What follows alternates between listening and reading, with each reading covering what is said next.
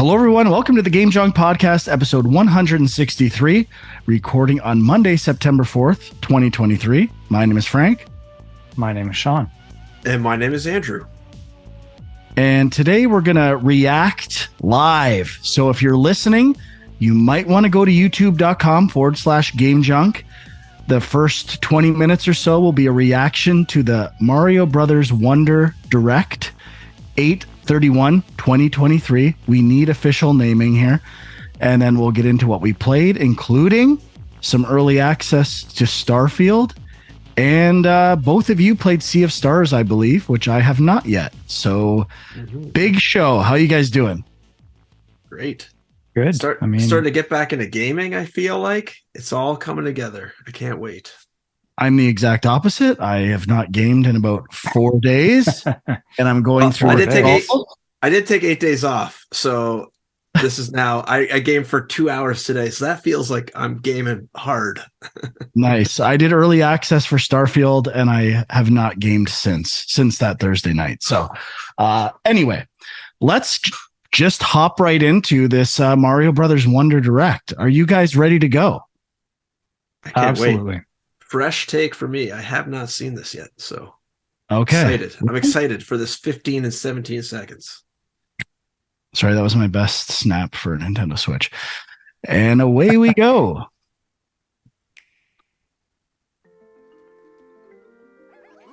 Ooh. So exciting. So we've seen this game before. A lot of this is repetitive stuff, but there were many new things. And I think the thing that's always stood out with this game, which is clear right now, is the level of polish on animation. Like that Bowser sequence there. Every time I see like something converting into these pixels or like even the smallest details of how you go from regular mode to wonder mode, the polish level art-wise is unlike anything I've ever seen before. I'm in complete awe of the art in this game. Yeah, it almost feels like full motion capture of everything. Yeah, everything is so detailed. Of these like fictional characters.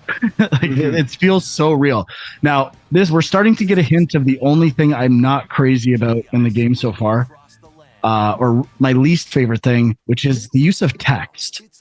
I absolutely love when we get to the game, the typeface in the top left corner for all the menus, but they're giving feedback in the actual field of play. Like it'll say good and great when Mario does stuff, and that I dislike immensely. Well, it kind of, we'll get into this with something they're going to show soon, but the weird thing is I'm getting this feel from this game, and it may not be totally true because, we just saw the intro there and everything, but like it feels less story driven and more like they keep calling all the levels courses. It feels like it's set up for like speed running and just kind of every level is just kind of its own thing. Yeah. I don't know if that's totally true, but that's kind of the vibe I'm getting. When I see these like a Mario Maker thing. Yeah, these numbered blocks and stuff like that, that reminds me of Mario 3D World and like the Switch platforms that turn off and on, and I'm getting really good vibes from it. And the best thing about Nintendo platformers and specifically Mario games is how they keep it fresh. Like they do not reuse ideas. And it seems like that's like a pillar of wonder, that the wonder flowers, not knowing what's going to happen next, variety seems to be a huge thing, and surprise. So I'm definitely in favor of that. I think that is the thing I'm most intrigued about design-wise in the game. When was the last time they did a game in this like Super Mario World, Mario Brothers 3 type style? In my head, it's New Luigi U, but kind of Mario Maker 2. I don't know if that counts. Yeah, I mean, it's definitely the first one on the Switch. That's like a more just like standard 2D platformer. Okay, so I hate the talking flowers. I don't know if it's the voice of the talking flowers we're hearing. If it is, I really dislike it. But that text showing up, I mean, there are certain things that are giving me vibes of blowing on flowers, including what we just saw now, watering flowers. I'm very concerned about that. The talking flower seems like just a little bit of window dressing for the levels. And it's weird because I always complain that Nintendo rarely has voice acting. Like they might have like a phrase here and there. And it almost seems like that's trying to correct that. But it's like, why doesn't Mario talk then? Like, why is it just like the voice was the same as the narrator for this video? So I don't know if that's the actual voice of the flower or not. I can't tell. I don't know. That's a good question.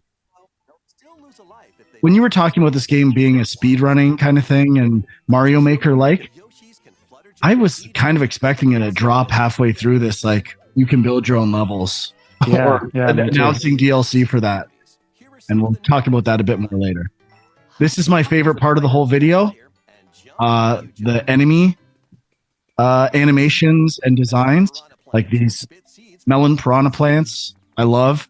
But we're getting to the two amazing enemies very shortly after the con darts. Oh no, sorry, after the conks. Come on, the mumsies. Oh my god. Look at those. That's the best thing I've ever seen. And the mamas, look at that mouth. Holy I'm feeling a little bit of Kirby influence on this game too, I gotta say. A little bit, but this looks like way more fun than Kirby. Oh, look at those boos. The boo has never been that hot before. That's the hottest boo I've ever seen. That thing's amazing. All right, now we're getting into the power-ups. These were kind of hit and miss for me. Leaning towards miss, I'd say. The elephant trunk swinging animations are sublime. And it looks pretty responsive. But we're going to get to the water stuff. And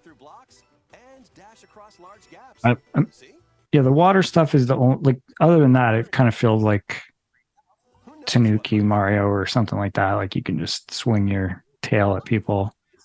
I'm getting really bad vibes about this shooting water out of you. Oh,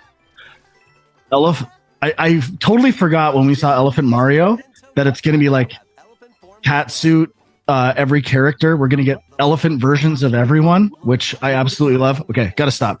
Bubble, this is the worst power. I knew Frank was going to hate this. Look at how slow the bubble moves. Like, you're running through a level. Who wants to stop and shoot bubbles that move slower than you? I mean, notice how the bubbles in Tears of the Kingdom. So yeah, there you go. You can shoot through balls. They were slow and boring. So let's see how many times the character is moving while they shoot a bubble. That was the first time. I mean, we've seen drill versions. Like the bubble helps you get to different areas. That could be kind of interesting. Yeah, I don't know. I'm not convinced. Having to shoot the bubble, then wait, then get a running start. It's missing like an organic flow. Like I remember we were trying to do similar things on Embers of Miriam where it was like use your powers and get on a platform at the same time. And it's not easy to do. So maybe that's why it moves so slow though. Yeah, well, it'd be pretty OP if it wasn't. And it's broken. I can already tell the bubble's broken. Well, I mean, we'll get to the badges, but I don't think they care if the game's broken. It does not feel like that's a concern. We're seeing some POW blocks. Whatever those purple coins are, flower coins, love. The animation, the ambient animations were those in a level. Okay, so here's our money shot. The Wonder Flower. I would say the hook of Mario Wonder that teleports you to like psychedelic version of the stage where crazy things can happen. Change perspective, which looks really cool. Just you don't know what's going to happen, which to me, it's a bit of a bait and switch. Within a level, I think the same thing always happens. It's not like the second time you get it in the same level, you don't know what's going to happen. But playing through the story, I think this could be really fun. Yeah, I guess like the thing I'm wondering about is like what's the motivation to turn on the wonder other than to see what happens? You know what I mean? Like, is that like a bonus stage type thing, or is it like? Well, if you were paying attention to the video, Sean, you get wonder seeds that are only available in the wonder mode.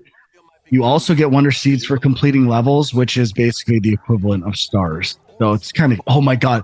Anytime that, like, when it transitioned to this, that, oh my God, that looks so good. Yeah, I mean, there's definitely some cool stuff in here for sure. The course will return to normal. Some courses need to be unlocked. I never really like a big fan of these 2D Mario rehashes. I always want to play them and then I never finish them. So I don't know why that is, but this one feels like one I'm going to finish for sure. Well, I feel like going back to New Super Mario Brothers, or just New Super Mario Brothers, like, I guess, for a while there, it was kind of like the idea was like a throwback type thing, right? To go back to what Mario used to be. And now this is the first kind of from almost that series where it feels like they're really throwing some crazy new ideas in there. Yeah, which I personally love. So I paused it and now we're going to start again because we're on to badges. And this is where I started to become very concerned. I do not like the idea of badges. I tend to hate when games let you pick a power-up that completely changes the way you play a platformer. So I think of stuff like Rogue Legacy, Ori, Hollow Knight, where you change what you have equipped, and like I kind of like having access to all the mechanics all the time. I'm not that into replaying levels and relearning how to play with a different power-up, which is what these badges basically are. The grappling vine is cool. It's basically the messenger. The grappling vine I was definitely into. Some of them seem like they're there to make the game easier for potentially younger players or more casual players. I believe you can only have one equipped at a time, so it's not like you could do the grapple with making it easier or something like that. Like something.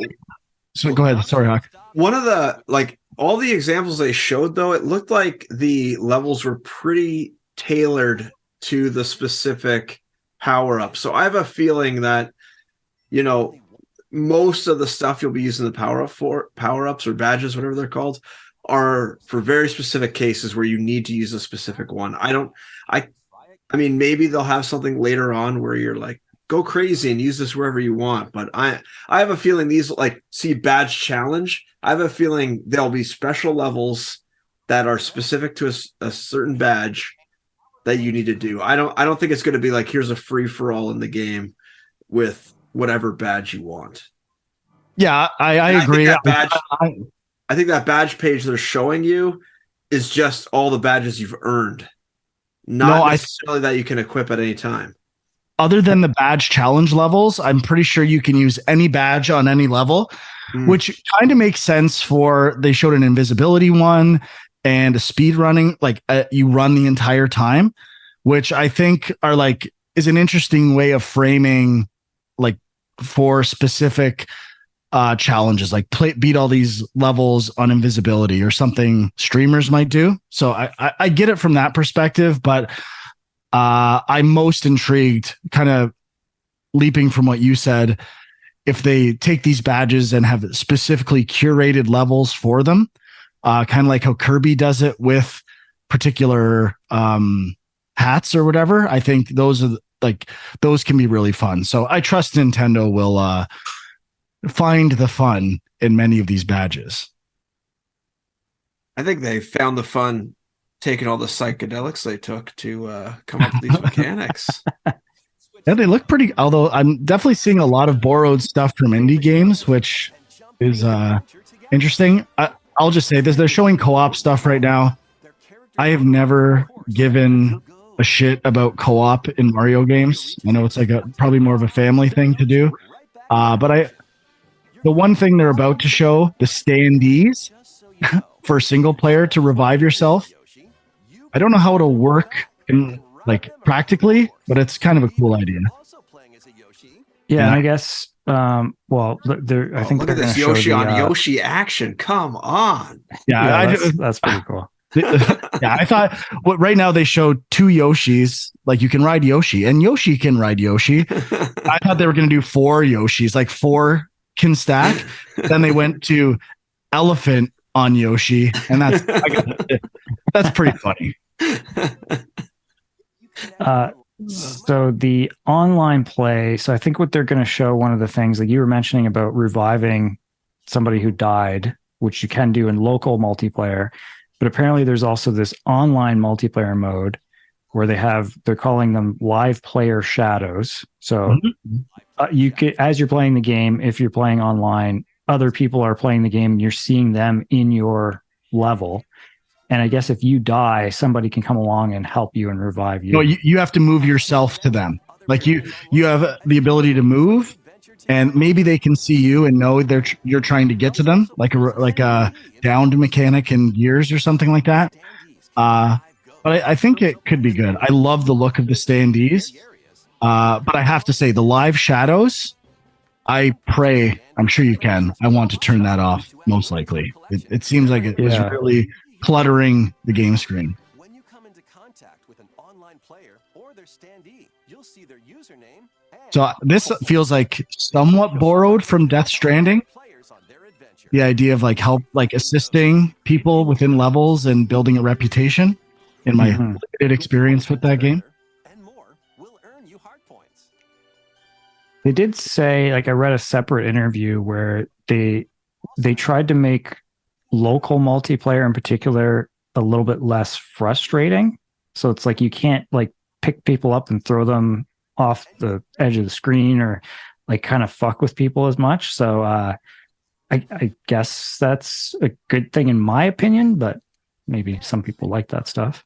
In terms of Mario Co-op, a race mode that they're showing now does seem like a little more fun to me. And this is where I started to get the feeling like, are they going to push this to a new Mario Maker kind of thing? Because you can set there's different win conditions for the races and stuff like that. So could be good. It definitely seems like it's set up for like a long tail of like adding new challenges and things and keep the game going even once you've beaten it kind of thing. Yeah.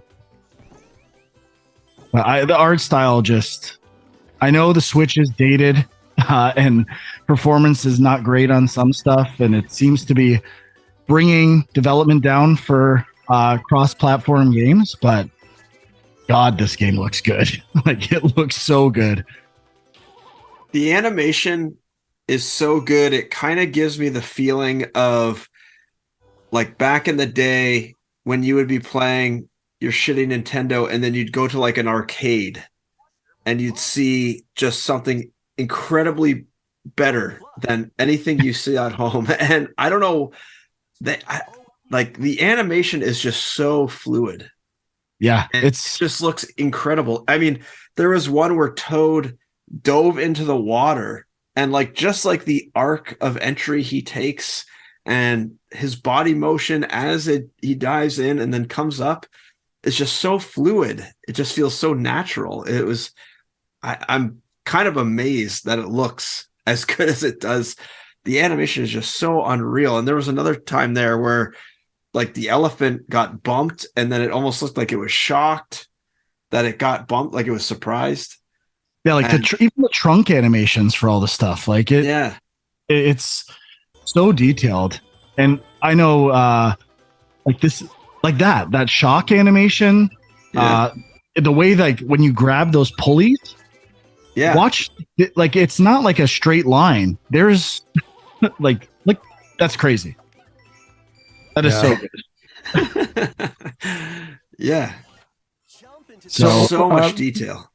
One other little thing that I think we missed as they were going through it, but getting back to this idea of like speed runs and levels feeling a bit disconnected, they mentioned that there's kind of areas you get to where you can do any level or do the levels in any order you want.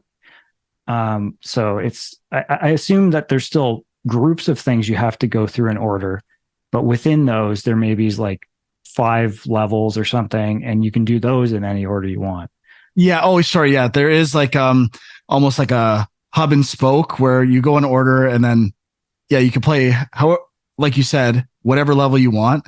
But there's also, once you've beaten levels, they highlighted earlier in the video a way to replay levels really easily, because that's always kind of annoying in Mario games, having to go back to the world and walk through the map to the level. So I think they said there's a quick way to replay levels as well. But yeah, look at those trunk animations. And, I'm just going to jump back a little bit too. This is my favorite thing probably in the whole game, and it's nothing special, but just try to get to the right here. Sorry. The animation on these coins, like just the idle animation on the coins, the purple coins, blows my mind. It's just that little like dance they do, kind of how they flip and they do like, and they like the light reflection.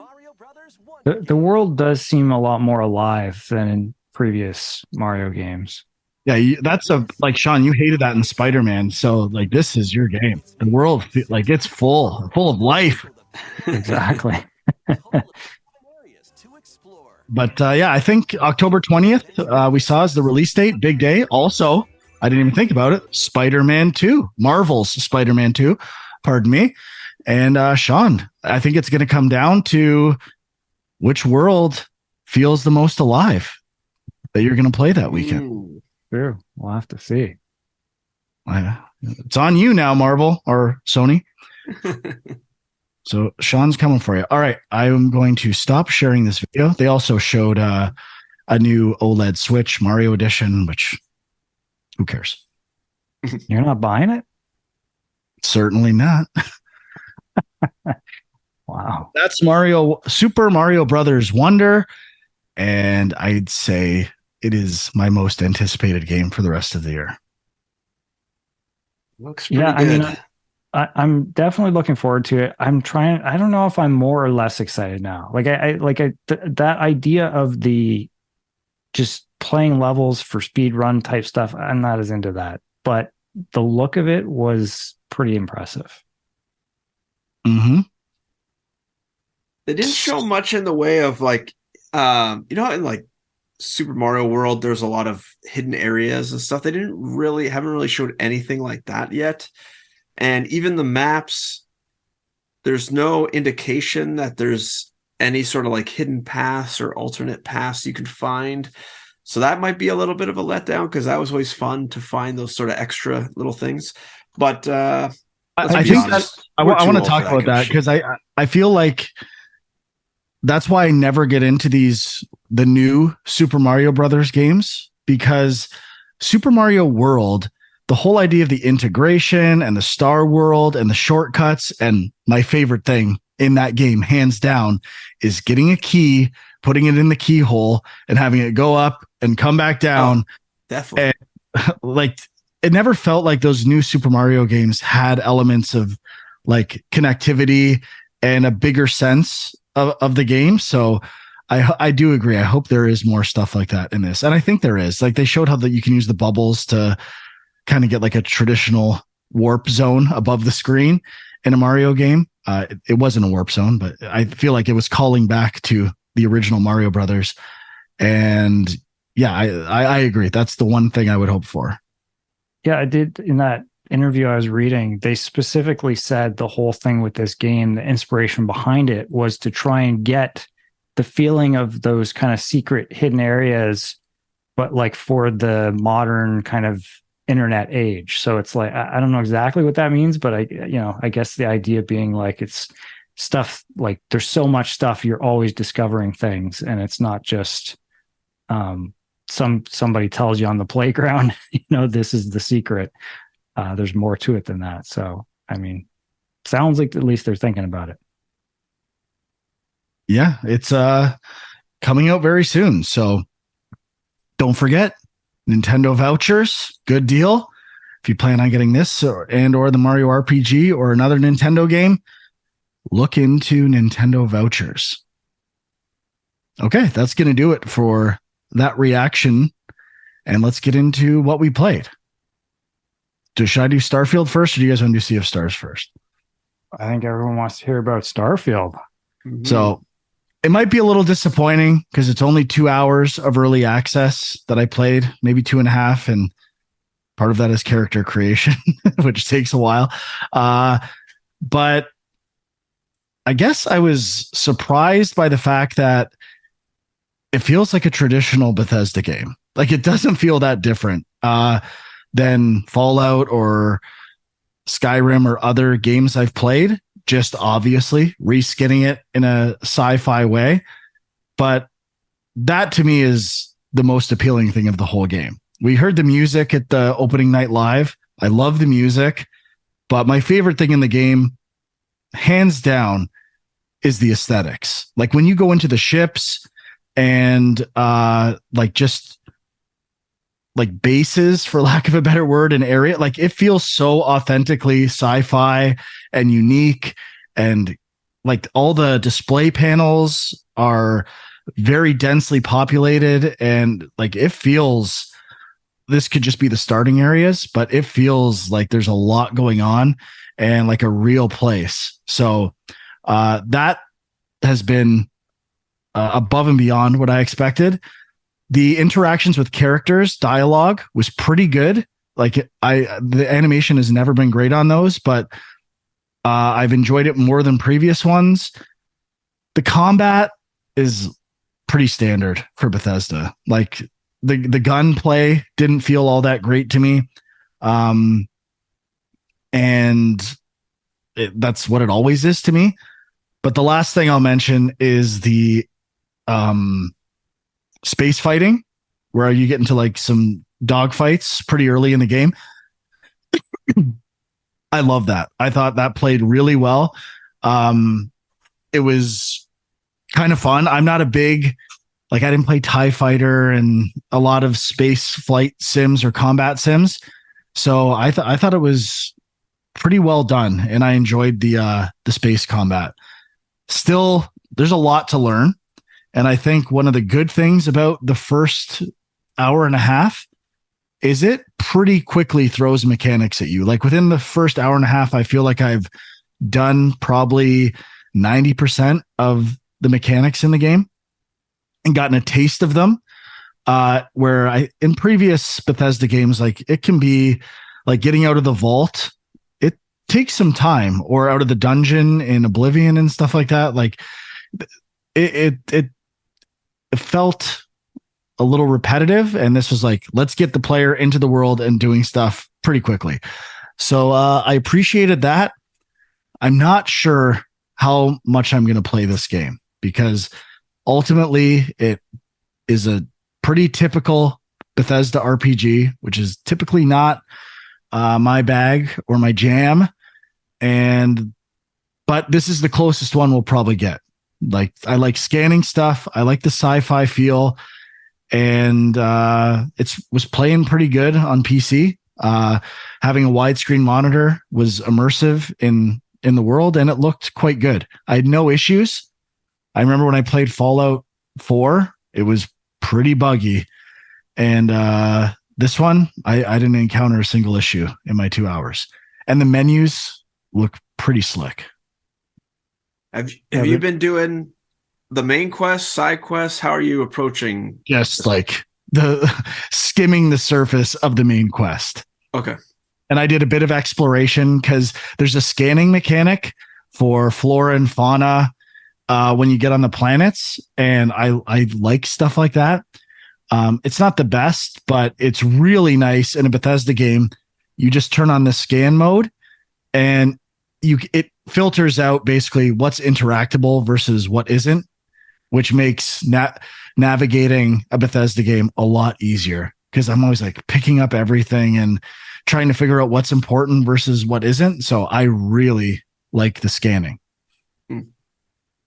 Yeah, I've been hearing that it's pretty polished, and that there haven't been a lot of technical issues from people who've been playing the early access, which is good. I mean, that's I'm sure it was the biggest worry for a lot of people based on Bethesda's reputation, based on, what we've been seeing the last couple of years, just for PC in particular. So that's good. That's a good sign. Yeah.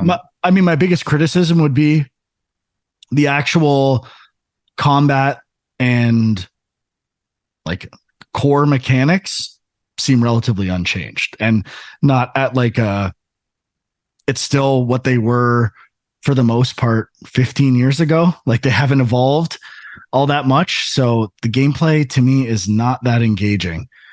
So that's a concern. That's why I speculate I don't think I would finish this game. I have been hearing that the combat is better than previous Bethesda games. I don't remember if that was like reviews I read or if that was people in the Discord saying that.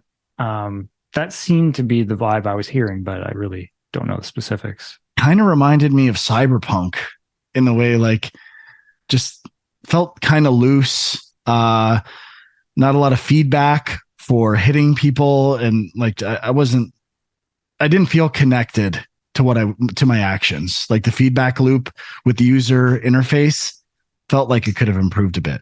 But especially compared to stuff I always talk about, like Call of Duty and games that are super satisfying to engage in combat. But there was one other thought I had relating to that. The story feels like kind of similar to Mass Effect 1. Like you get this flash of something and you're trying to figure out what it is. And the hook of the story felt somewhat generic to me. I hope there's an additional element of intrigue very soon. There could be, based on how I think things are going. But yeah, it's pretty good. I don't think it's going to save Xbox by any means, and I don't think it's bad though. I think it'll be a positive for them. Even though I think the IGN review was 7 or something like that. So it's getting some mixed reviews, but way better than I expected compared to other Bethesda games I've played. Yeah, I listened to a couple podcasts just to get a vibe of what was going on with it, and they were basically, it seemed like the consensus was that you want to mainline the story missions, don't really like go off and explore too much, and that it takes like 5 hours for it to get quote unquote good in the story department. So that could be a tall order for some people to get through. So that was good to know for me, because I'm going to mainline the story anyways. So it's good to know that sometimes with the Bethesda games, it feels like you're not really meant to play the story, but it's good for me to hear that you are, kind of, at least to these people that I listen to. So yeah, I'm looking forward to trying it out, but I didn't do-re me up for the extended play. So I got to wait until tomorrow or whenever it comes out. Yeah, a couple of days. I do-re me'd for basically 2 hours of play. So that was very dumb. But whatever. What are you going to do? But yeah, might not get to it for a while, actually. I feel like there's other stuff, like maybe a game you guys played that I might get to first. So 2 hours, good to go. Maybe for most, I would consider it, they might say it's a little underwhelming, but for me, a pleasant surprise so far. Cool. Why, you want to talk about Sea of Stars then? Yeah, sure. I mean, why don't you kick it off? I mean, it's definitely, I think, something that should be in your wheelhouse. Yeah, so I played, I think they released a demo quite a few months ago, and I think I tried a little bit of it and then just kind of set it aside.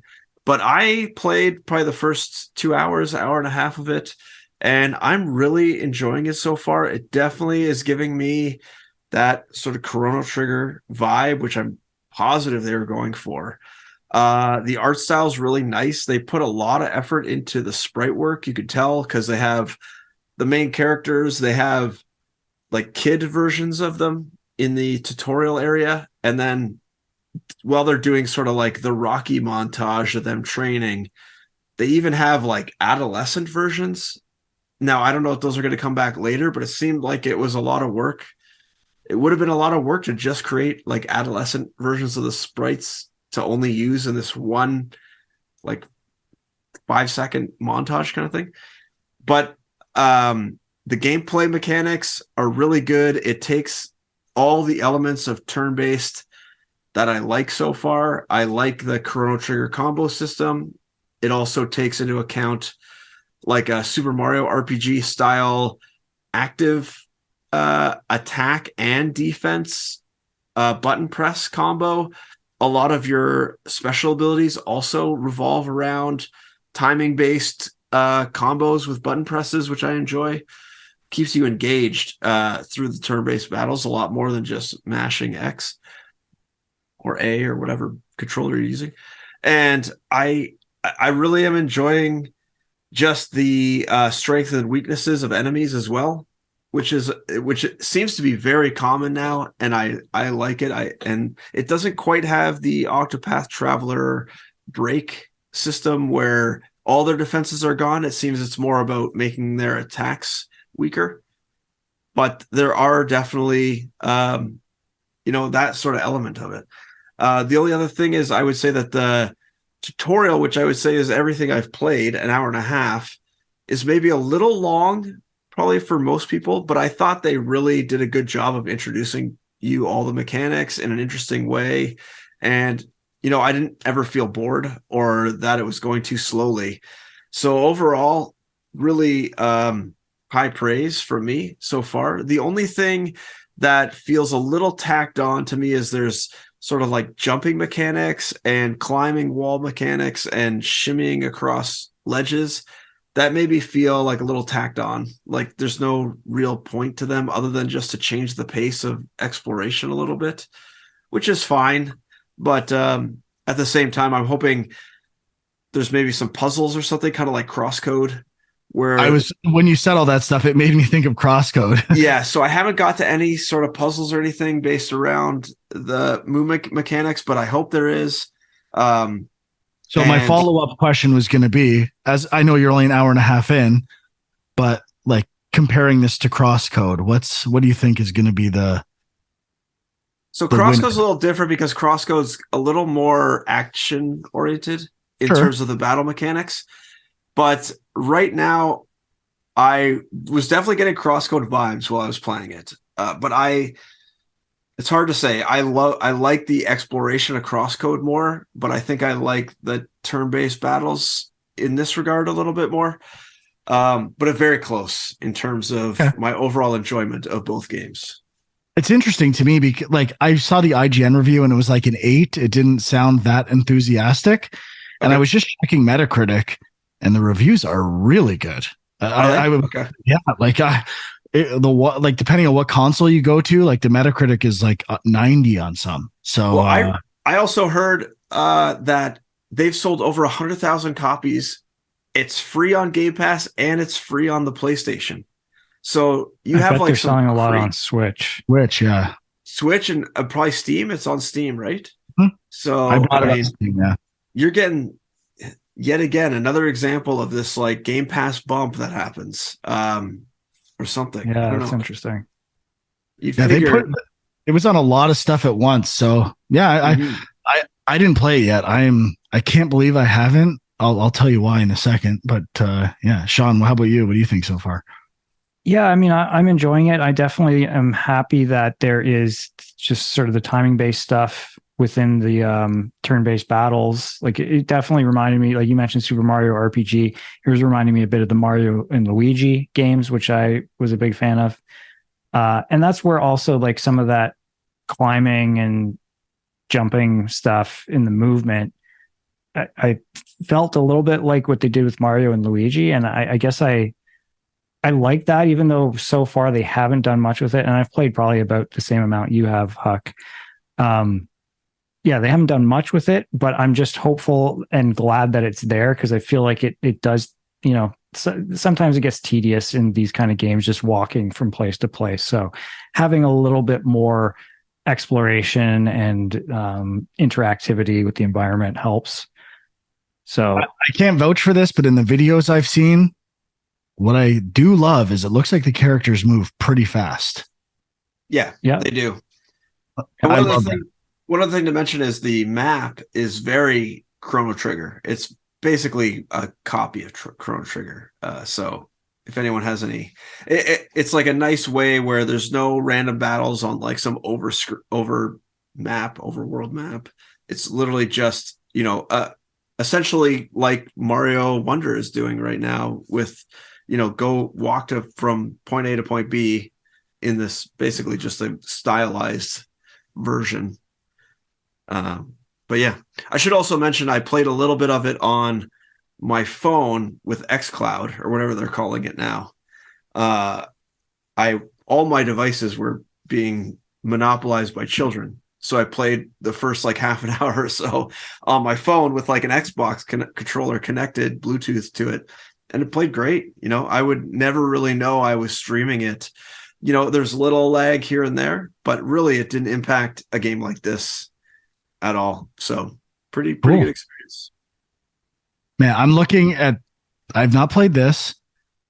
I barely touched Immortals of Avium. Baldur's Gate 3 just came out. Remnant 2 just came out. I'll probably never play that again. Never touched Street Fighter 3. Blasphemous 2. I got to play Blasphemous 1 before I beat that. I bought that Atlas Fallen game. I'm never going to play any of these. This is a complete waste of money. I mean, there's more coming out over the next little while. It's going to be nuts. You got to embrace the library, man. You got to embrace it. You would be a millionaire. Well, I got to support game developers. I'm a hero. I support game developers day and night. But just why I haven't played it, I made the dumbest decision of my life. I was like, before I play Sea of Stars, I'm going to try The Messenger again from Sabotage Studios. Oh, well, you're never getting off of that. And I never did the DLC. So I blew through that game. Like that game's the best. It's so good. And now I'm doing the DLC, and then I got so busy the last 4 days that I haven't finished it. So, but yeah, if you haven't played The Messenger or you're buying it on Steam, there's a bundle with both. The Messenger is. And just to be explicit, we should say that the same studio, Sabotage Studio, made both games. I don't know if we explicitly said that yet, but they made The Messenger and Sea of Stars. And this is their follow-up to that. And The Messenger holds up like it's so fast. It's so much fun. And I know Sean and I, maybe not on the show, but offline, have been talking about Metroid likes and kind of getting, and another friend of mine too, with like just getting burnt out on them a bit. And the best thing that The Messenger does is it makes you play it as a linear game to start.